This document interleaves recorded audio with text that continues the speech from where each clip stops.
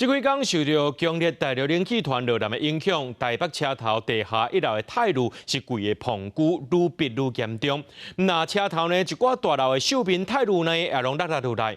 台北市建管处就提醒民众，若准大楼无做好维护也个安全管理，上当会当罚到30万。若准10年以上的厝呢，民众会当甲市政府申请维护的费用。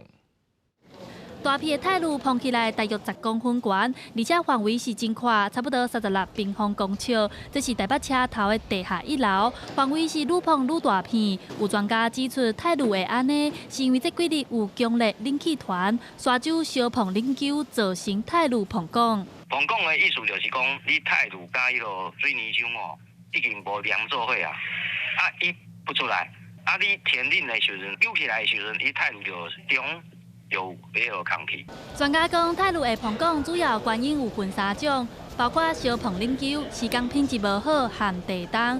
若是地板的有问题，大楼外口的壁嘛同款。台北市政府提起，最近因为冷气团落南，真侪大楼会出现泰路落落来的情形。市府表示，若是大楼无做好安全的管理，通罚6万至30万；若是造成伤亡，恐惊要面对民事和刑事的赔偿。屋主管理委员会一定要重视外墙的安全，平常就要自己检查，像是瓷砖有没有鼓起、裂开、松动。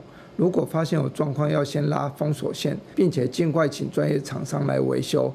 为着要鼓励民众维护建筑物，民众会当甲台北市政府申请修理费用，补助的对象是10栋以上的建筑物，上侪补助20万。市府也提醒民众最近尽量行钉仔脚，避免去互泰路卡着伤。记者陈亚轩、林旭凯台北报道。